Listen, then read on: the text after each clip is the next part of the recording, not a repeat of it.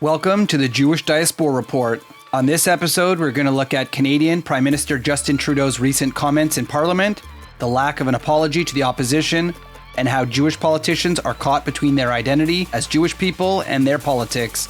Let's get started.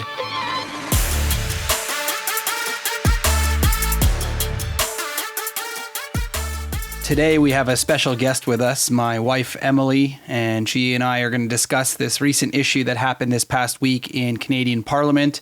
Emily has a background in political science and is very familiar with much of the politics in Canada. For those of you who may be unfamiliar with the system that we use in Canada, it is a little bit different than some places around the world, very similar to the UK. You will hear in some of the clips that we play a very unusual sounding parliament where people are yelling and banging and calling out and not waiting their turn. This is kind of typical and expected. Welcome, Emily, to the podcast. Why, thank you. For some of you that may be unaware with Canadian politics, although it's been sort of all over the news, is there's been for some weeks now this convoy for freedom, and it is a trucker convoy among other people who have joined it to try and protest the vaccination requirements for crossing the border to the United States. Recently, these truckers have blockaded many places, either the border or near Parliament, in order to protest. There has been some controversy between the different parties as to how to best deal with this. The Prime Minister has just implemented emergency measures that have likely never been used before in order to try and put a stop to these blockades. And in the House of Commons, the Parliament for Canada, he was questioned on this maneuver, and we'll hear the clip right now.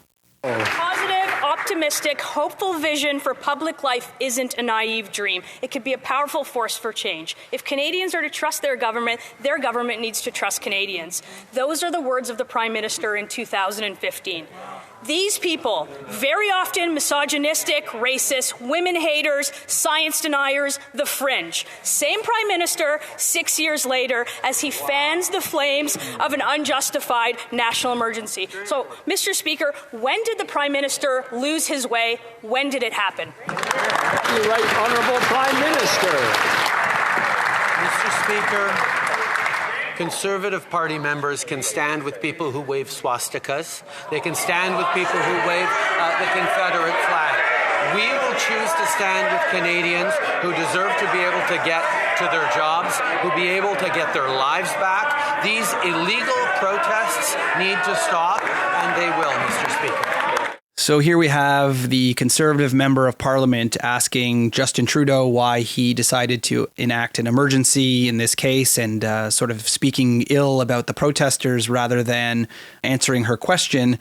He decided for whatever reason to deflect and suggest that the entire opposition is standing with swastikas and Nazis. And so I'm just curious what your thought is on was that response justified or why do you think he did that? I think the Prime Minister, like most politicians, is a professional deflector. And I think in this case, he misspoke and he said something that was extremely offensive and offside. And I think he did that to deflect from the question that Ms. Lantsman was asking him. That is a good point, actually. If you think about it, in reality, we are now talking about his lack of an apology and his comments rather than the actual issue at hand, which is the emergency order that sets aside a lot of Charter of Rights and Freedoms issues. So maybe you're right in that it did actually work for changing the topic pretty well. You did mention that it was extremely offensive. Obviously, you yourself are a Jewish person, a Jewish Canadian. Why do you think that it is so offensive for what he said to Melissa Lantsman? From the looks of it, Ms. Lantsman wasn't the only person offended by these comments, nor was she the first to speak out. Politicians often take digs at their opponents in order to make them appear weaker, incapable, or even evil. This is nothing new. However, while watching our Prime Minister utter that comment and then refuse to apologize for it, it shows a lack of decency that is generally expected from the leader of a democratic nation. If you ever watch the House of Commons and what goes on in the chambers, you would see there's a lot of back and forth, a lot of pettiness, a lot of yelling, arguing, and yes, sometimes even offside comments. However, I do think that he crossed a line, and once called out, he should have apologized for it. And it was brought up by another member of the Conservative Party from Alberta, and he actually brought up demanding the apology in response to what the Prime Minister had said. So let's listen to that. I've never seen such shameful and dishonorable remarks coming from this Prime Minister. My great-grandfather flew over 30 missions over Nazi Germany. My great-great-uncle's body lies at the bottom of the English Channel. There are members of this Conservative caucus who are the descendants of victims of the Holocaust. For the Prime Minister to accuse any colleague in this House of standing with the swastika is shameful. I'm giving the Prime Minister an opportunity. I'm calling on him to unreservedly apologize for this shameful remark.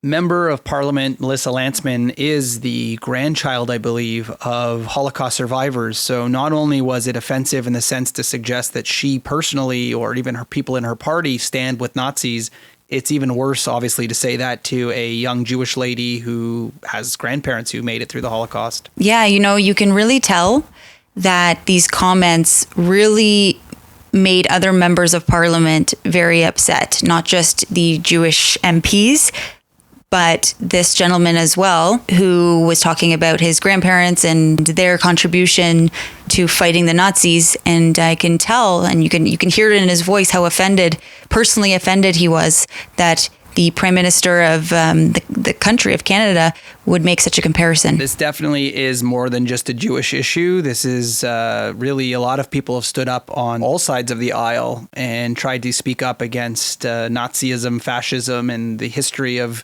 anti-Semitism, and yet for some reason the Prime Minister felt it was okay to suggest that anybody who disagrees with him is somehow pro-swastika and pro-Nazi.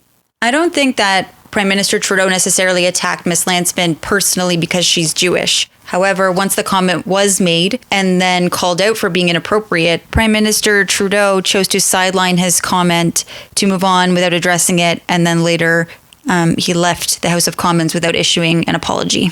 Yeah, I really think that he dropped the ball when it came to the apology. He flat out avoided it multiple times. The last gentleman we heard speaking asked again for an apology. And here we're going to hear Ms. Lantsman herself at the end of Parliament demand formally an apology right before the Prime Minister walked out. I am a strong Jewish woman and a member of this House and a descendant of Holocaust survivors, and it's never been singled out, and I have never been made to feel less, except for today when the Prime Minister accused me of standing with swastikas. I think he owes me an apology. I'd like an apology, and I think he owes an apology to all members of this House. I can't imagine the strength and courage it would take to stand up as a Jewish person and call out the Prime Minister for his insensitive comments and defend herself, especially on national TV. Honestly, this comment that the Prime Minister made really isn't a political one. It seems to be a very personal and hurtful attack against anyone who, especially Jews or who's had family who's fought and died in wars against Nazis, just really seems insensitive.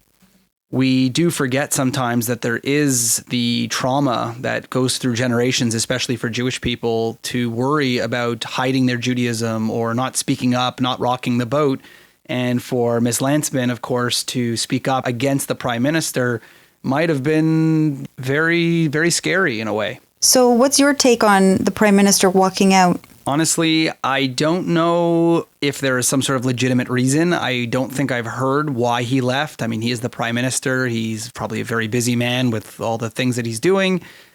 If it was for a legitimate reason, it definitely didn't look great on him. It was a very bad PR move to walk out while being asked to apologize for your comment. Definitely doesn't look great. Personally, I think in the end, he really just should have apologized.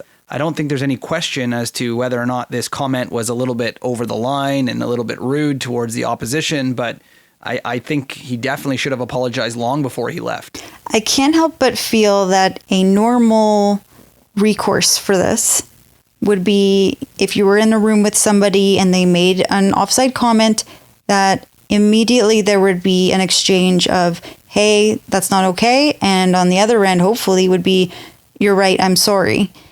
And we didn't get that here, and I'm wondering why it's different in Parliament. There is definitely something to be said about government these days where people are not willing to kind of act like normal human beings, and that they refuse to apologize because somehow that shows weakness or that you're getting owned by the other side. And you're right, I think people do avoid apologizing, even if maybe deep down he knows he's wrong. I don't understand why it's so hard to apologize. I think the comment, like you said, was definitely over the line. When we come back, we're going to talk a little bit about how Jewish people within politics are sort of put on the pedestal and trying to figure out their identity based on their Judaism, their culture, their history, or their politics. We'll be right back with the Jewish Diaspora Report.